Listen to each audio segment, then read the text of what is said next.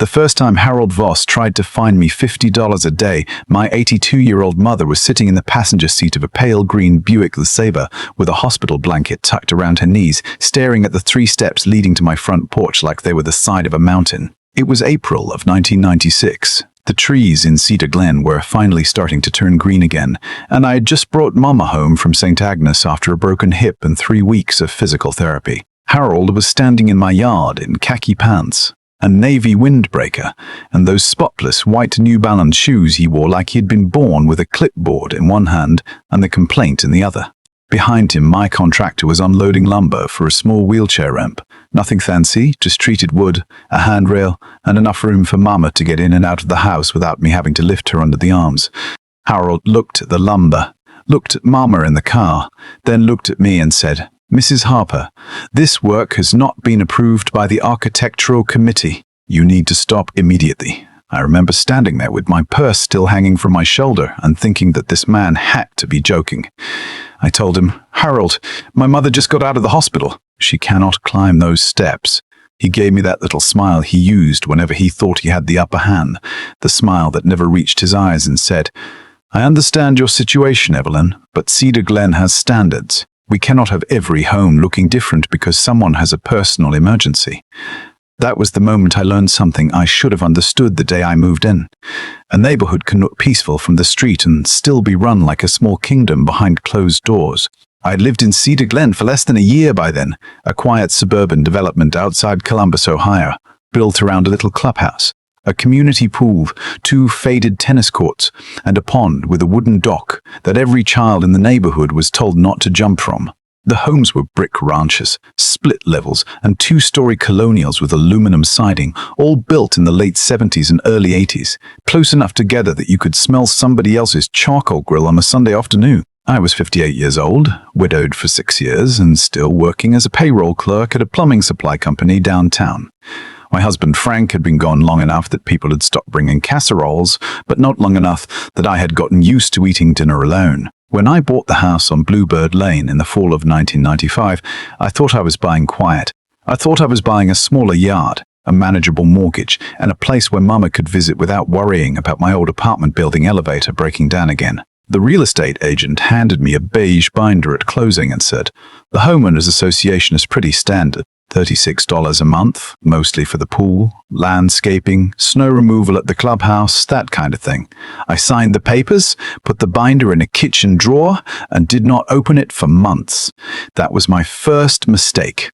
Amen story. At first, Cedar Glen seemed ordinary enough. The neighbors waved from their driveways. Children rode bikes in loops around the cul-de-sac, and on summer evenings you could hear the slap of tennis balls from the courts near the clubhouse.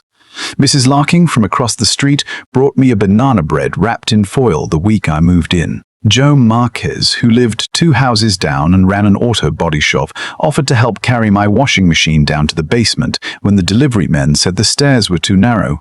Even Harold Voss came by during my first week, though calling it a welcome visit would be generous. He stood on my porch with his clipboard and his pressed polo shirt, introduced himself as president of the Cedar Glen Homeowners Association, and said, "Just a few friendly reminders. Trash cans need to be out of sight by sunset, no basketball hoops over 6 feet tall, and exterior changes require written approval." Then he pointed at the brass house numbers Frank and I had bought years before at a hardware store and asked whether I planned to replace them with the approved black enamel style. I laughed because I thought he was kidding. Harold did not laugh. After that, I started noticing things. The Voss house had a new brick walkway that ran almost all the way to the sidewalk, though the rules said front yard hardscaping had to be approved. His son-in-law parked a red Jeep Cherokee overnight in the street every weekend, though Harold sent warning letters to anyone else who left a car out after midnight. The people who played tennis with him on Saturday mornings somehow never received notices about their weeds, their porch furniture, or their faded shutters. Meanwhile, Mrs. Larkin got a letter because her bird feeder was visible from the road. A young couple named Darrell and Brenda Ford got fined for letting their little boy leave a plastic big wheel near the garage. Folks complained quietly, usually in kitchens or garages, never at meetings. Harold had a way of making people feel like troublemakers for asking ordinary questions. He would tilt his head, sigh, and say, We all agreed to the covenanters when we bought here. It sounded reasonable when he said it. That was the dangerous part. By the spring of 1996, Mama had taken a bad fall in her own apartment. She broke her hip, and after surgery the doctor told me she could not live alone for a while. I told him I would move her in with me. It was the kind of decision you make before you have time to be scared of it. Mama had raised me through hard times, worked nights at a department store after my father died, and never once complained when life made things difficult. I was not about to tell her she had to stay in a nursing home because 3 porch steps offended Harold Voss. So I did what I thought I was supposed to do. On March 18, 1996, I mailed an application to the HOA Architectural Committee by certified mail. I included a sketch from the contractor, measurements, the color of the treated lumber, and a letter from Mama's doctor explaining why the ramp was necessary. I even offered to put flower boxes along the railings so it would blend in with the house. The covenanters said the committee had 30 days to respond. If there was no response, the request was considered approved. I did not know that at the time because the binder was still sitting in my kitchen drawer under a stack of takeout menus and old utility bills. I just figured I had done everything properly. And when the 30 days passed with no answer, I hired the contractor. Then came that morning with Harold in my yard and Mama waiting in the car. I told Harold I had sent the application weeks ago. He said the committee reviewed it. I asked when. He said, "The decision was made verbally. I asked for the written notice." He looked irritated, like I had committed some kind of social offense by expecting paperwork from a man who talked about rules every time he opened his mouth. "Evelyn," he said, lowering his voice, "you do not want to make this difficult." I looked over at Mama, who had tears in her eyes because she thought she was causing trouble, and something in me went cold. I said, "No, Harold, you are the one making this difficult. My mother needs a ramp." The contractor stays. He took out a yellow pad, wrote something down, tore off the top page, and handed it to me. It was a violation notice. $50 a day until the unauthorized structure was removed. I still have that piece of paper in a folder in my filing cabinet. The ink has faded around the edges, but I can still see his signature at the bottom. The contractor finished the ramp by late afternoon. It was sturdy, simple, and honestly a lot prettier than I expected.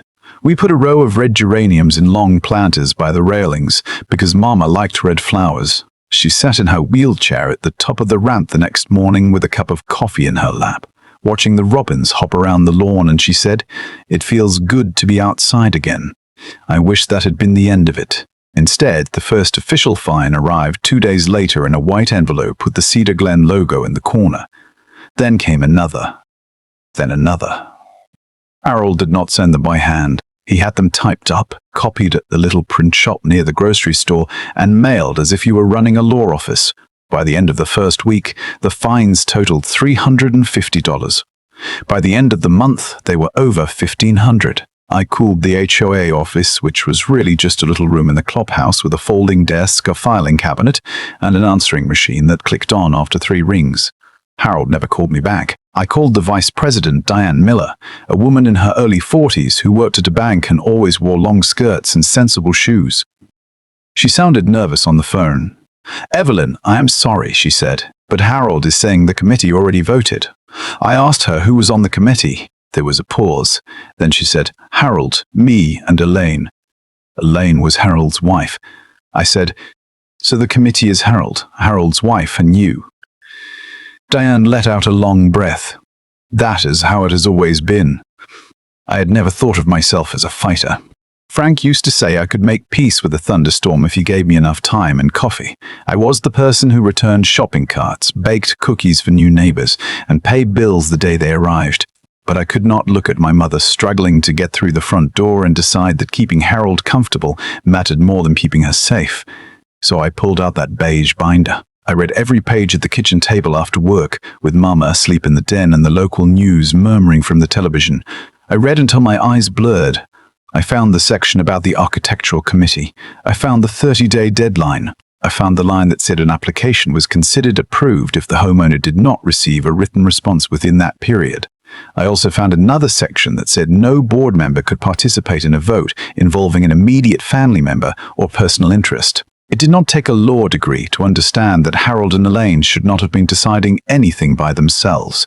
The next morning, I took the binder to work and used the copier after everyone else had gone home. I made copies of the relevant pages, copies of my certified mail receipt, copies of Mama's doctor's letter, and copies of every fine. Then I went to a lawyer. Her name was Sandra Lee, and her office was above a travel agency in a narrow brick building downtown. She had a faded Cleveland Browns poster on the wall, a coffee stain on her desk blotter, and the kind of calm voice that made you feel less foolish for being upset. She read the documents without interrupting. When she finished, she leaned back in her chair and said, Mrs. Harper, they are trying to make you believe they have more power than they actually do." I asked what that meant. She said, "An HOA can enforce its covenants, but it has to follow its own procedures. And when a homeowner needs a reasonable modification for a disability, the association cannot use appearance as an excuse to make life impossible." I told her I did not want to sue anybody. I did not want my name in the newspaper. I did not want neighbors whispering when I walked to the mailbox. Sandra nodded and said, "Then give them one chance to do the right thing, but do it in writing." That afternoon, she faxed a letter to the Cedar Glen clubhouse and mailed a copy by certified mail. It explained that the ramp was medically necessary, that the approval period had expired without written denial, and that the fine should be withdrawn immediately. It also requested the minutes from any meeting where my application had allegedly been reviewed. Harold responded 3 days later with a 4-page letter on HOA letterhead.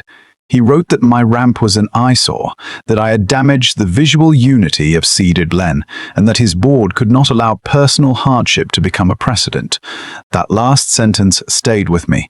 Personal hardship, like my mother had chosen to fall. Like a wheelchair was a decorating problem. After that letter, the whole neighborhood seemed to change. Or maybe I just started seeing it more clearly. I would come home from work and find people standing in their driveways, then suddenly going quiet when I pulled up. Mrs. Larkin stopped by one afternoon and told me Harold had warned her not to get involved. "He said you are trying to turn the neighborhood against him," she whispered. I asked whether she believed that. She looked down at the geraniums by my ramp and said, "No, honey, I think he is afraid you are making people notice things." Joe Marquez was less delicate about it. He walked over one Saturday morning while I was cleaning out the garage and said, "That guy has been running this place like he owns the deed to every house on the block." He told me Harold had tried to fine him for repainting his garage door, even though the paint color was the same color the HOA had approved 2 years earlier. Joe had paid the fine because he was busy and did not want trouble. That sentence hit me harder than I expected. He had paid because he was busy. Mrs. Larkin had stayed quiet because she was scared. Diane Miller had gone along because she did not want conflict. Harold did not need to be right. He only needed everyone else to be tired. The first HOA meeting after the ramp was built took place on a humid Thursday evening in June.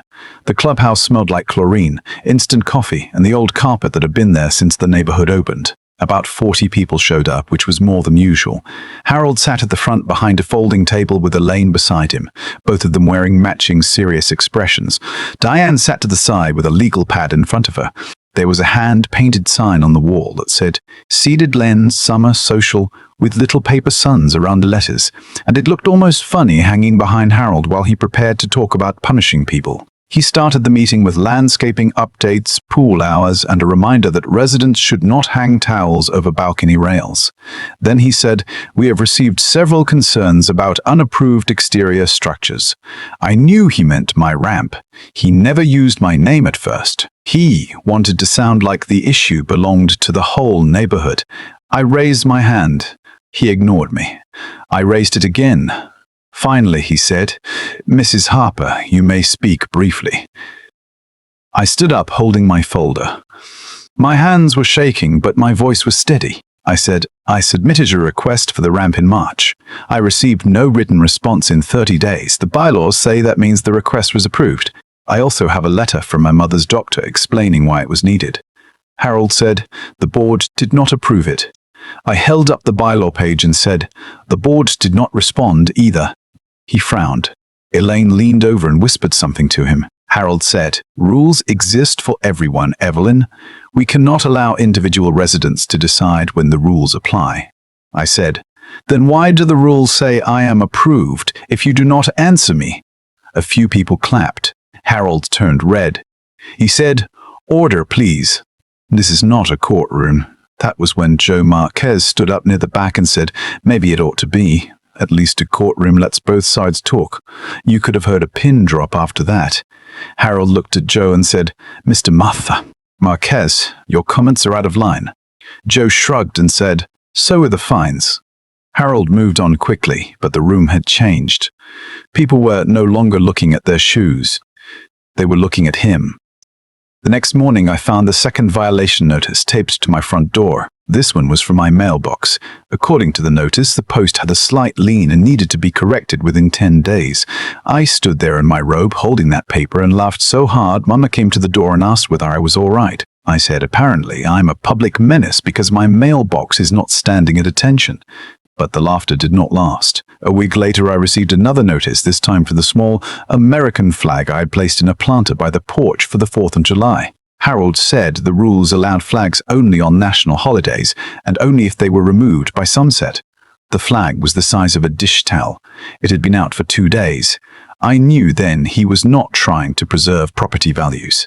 He was trying to wear me down. Every letter was a message. You are alone. You are vulnerable. You will eventually get tired. I nearly did. There were nights when Mama was asleep and the house was quiet, and I would sit at the kitchen table with the fines spread out in front of me, wondering whether I should just take the ramp down after she got better. Maybe I could carry her up the steps. Maybe I could pay the fines and move somewhere else. Maybe I had made too much of it. Then one evening, Mama rolled herself into the kitchen and saw me staring at the paperwork. She said, Evie, you do not have to fight every battle. I told her I knew that. She looked at the rant through the window and said, no, but some battles come to your front door whether you invite them or not. Mama had never been a loud woman. She did not give speeches. She just had a way of saying the exact thing you needed to hear, usually while peeling potatoes or folding laundry. The following week, Sandra Lee filed a petition in county court to stop the fines and prevent the HOA from placing a lien on my house. Harold had threatened the lien in his latest letter, and even though Sandra said it was probably invalid, I could not sleep knowing somebody might use my home as leverage because of a ramp.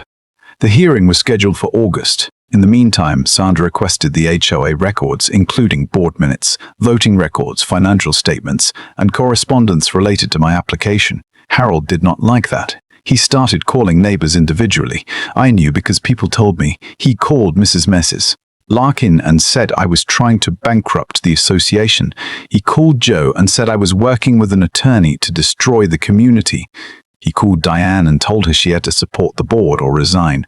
Then he made a mistake. He called a man named Raymond Bell who had lived in Cedar Glen since the development opened and remembered every argument, every election, and every dollar that had ever gone into the clubhouse fund. Raymond was 71, retired from the postal service, and had the kind of memory that frightened dishonest people. He came by my house one evening carrying a battered accordion folder full of papers. He said, I do not like trouble, Evelyn, but I dislike bullies even more. Inside the folder were copies of old meeting minutes, newsletters, and annual financial statements. Raymond had been the HOA treasurer before Diane. He showed me something strange.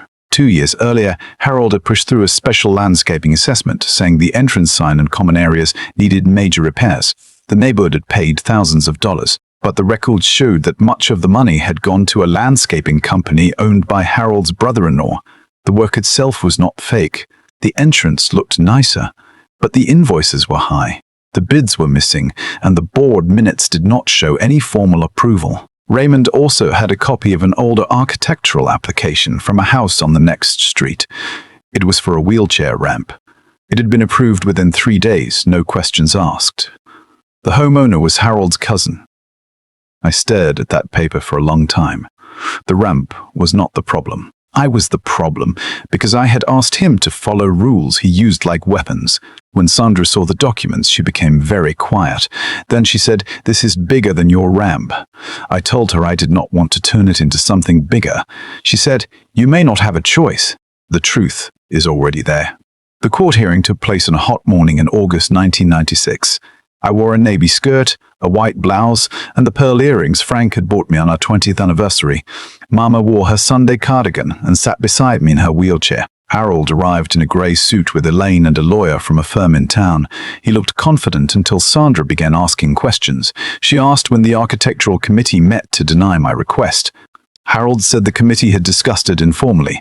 Sandra asked for the minutes. He said there were no minutes. She asked for a written denial. He said the board had communicated its decision verbally. She asked why the bylaws required a written response within 30 days. He said the board had discretion. The judge, a woman named Patricia Rowe, looked over her glasses and said, "Mr. Voss, discretion is not the same thing as ignoring your own covenant language." Harold tried to explain that the neighborhood needed consistent standards. Judge Rowe nodded and said, "Then perhaps the association should apply those standards consistently."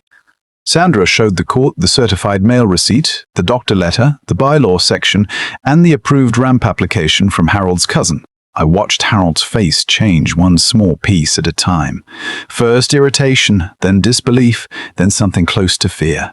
Judge Rowe issued a temporary order stopping the fines and preventing the HOA from filing any lien until the matter could be fully reviewed. It was not a final victory, but when we walked out of the courthouse, Mama squeezed my hand and said, "Well, that man finally met somebody who reads the fine print." I laughed all the way to the car. The court order should have calmed things down. Instead, Harold doubled down. He called a special HOA meeting for September and announced that residents needed to vote on a new rule limiting all accessibility modifications to the side or rear of a house whenever possible. He made it sound harmless, but everyone knew what it meant. He wanted to make the ramp disappear without admitting he had been wrong. The meeting was packed. Cars lined both sides of the street. People stood along the walls of the clubhouse because there were not enough chairs. I saw neighbors who had never attended a meeting in their lives. I saw Darrell and Brenda Ford with their little boy sitting between them. I saw Mrs. Larkin holding a folder. I saw Joe Marquez in a denim jacket, arms crossed, looking like a man who had spent all week practicing what he was going to say. Harold began with his usual speech about preserving Cedar Glen's character. Then he held up a stack of proxy ballots and said he had enough votes to pass the rule. Raymond Bell raised his hand and asked to inspect the proxies. Harold said that was not necessary. Raymond said, "The bylaws say it is." The room went quiet. Harold tried to move on. Diane Miller, who had been silent for months, stood up. Her hands were shaking so badly she had to hold the edge of the table. She said, "I need to say something before we vote." Harold looked at her like she had betrayed him personally. Diane swallowed and continued. She said the board had not held a formal vote on my ramp. She said Elaine and Harold had made the decision on their own. She said the association had paid several landscaping invoices without a full board review. Then she pulled out copies of the invoices Raymond had shown us. For a second, nobody spoke. Then the room erupted. Harold shouted that Diane was confused. Elaine said the records were being taken out of context. Someone near the back yelled, "You fined Evelyn over a ramp while you were handing contracts to your family." Harold slammed his palm on the table and said, "This meeting is adjourned," but nobody left. That was the moment his power broke. Not because he lost a vote, not because a judge embarrassed him, but because the people he had kept quiet for years finally understood they were not alone. The board election was held in November 1996. Harold tried to run again. He sent out a glossy newsletter saying he had been the victim of personal attacks and that Cedar Glen needed experienced leadership during a period of legal uncertainty. It was almost impressive, the way he could turn every consequence into persecution. But this time, the neighborhood had questions. Real questions. People asked why board records were missing. They asked why contracts had gone to relatives. They asked why he had threatened liens over small violations while overlooking his own friends. They asked why a woman caring for her injured mother had been treated like an enemy. Harold did not have good answers. He kept saying, "You people do not understand how much work this job is." Maybe he was right. Running an HOA probably was difficult. But difficulty is not a license to humiliate people. On election night, the clubhouse was full again. The ballots were counted at a folding table under fluorescent lights. Diane ran against Harold for president. Raymond agreed to serve as treasurer again, though he said he was only doing it because somebody had to clean up the mess. I did not run for anything. I had enough paperwork in my life. When the final count was read, Diane won by 27 votes. Harold stood up without shaking anybody's hand. He put on his windbreaker, picked up his clipboard, and walked toward the door. As he passed me, he stopped. He looked tired, older than I remembered, and angrier than ever. He said, "You think you have won something, Evelyn, but wait until everyone starts doing whatever they want. This place will fall apart." I looked at him and said, "No, Harold. People are not asking to do whatever they want. They're asking not to be treated like they belong to you." He stared at me for a moment, then walked out. I did not feel triumphant. I felt sad, mostly. Cedar Glen had been a pleasant little neighborhood before power and fear turned it into something else. Harold had not created every bad feeling on his own. The rest of us had helped by staying quiet when the rules were used unfairly. That was harder to admit. The lawsuit was settled early in 1997. The HOA withdrew every fine, agreed not to file a lien, and adopted a written accessibility policy that required the board to respond to requests within 30 days. The new board also created a rule that any major contract had to be openly bid and discussed at a public meeting. Harold's brother-in-law lost the landscaping contract. Nobody went to jail. There was no television crew, no dramatic arrest, no grand ending where a judge slammed a gavel and everybody applauded. Real life is usually less tidy than that. Harold and Elaine moved out of Cedar Glen about a year later. I heard they bought a condo near a golf course on the other side of town. Maybe he found a place where somebody else could tell him what color his shutters had to be. Mama stayed with me through the winter, and by spring she could walk with a cane again. She still used the ramp most days because it made her feel steady, and every time she rolled down it with a cup of coffee in her hand, she would look at the geraniums and say, "Not bad for an eyesore." She passed away in 1998, peaceful and warm in her bed, with me beside her and the radio playing softly in the background. I kept the ramp after she was gone. I did not need it anymore, but I could not bring myself to tear it down. It had become more than wood and nails. It reminded me that kindness sometimes looks inconvenient to people who only care about appearances. Cedar Glen changed after Harold left. Not perfectly. We still had arguments. There was a long fight over a teenager's basketball hoop, another one over a bright purple front door, and a summer when half the neighborhood complained about somebody's above-ground pool. But people started showing up to meetings. They read the covenanters. They asked for copies of budgets. They stopped treating the HOA board like a group of untouchable people who could not be questioned. Years later, I came to believe that an HOA is not automatically good or bad. A neighborhood needs rules sometimes. You cannot let people dump old appliances in the yard, block fire lanes, or turn the community pool into a private party club. But rules are supposed to protect neighbors, not make them afraid of one another. The moment a board president forgets that the homeowners are the community, not subjects under command, the whole thing starts to rot from the inside.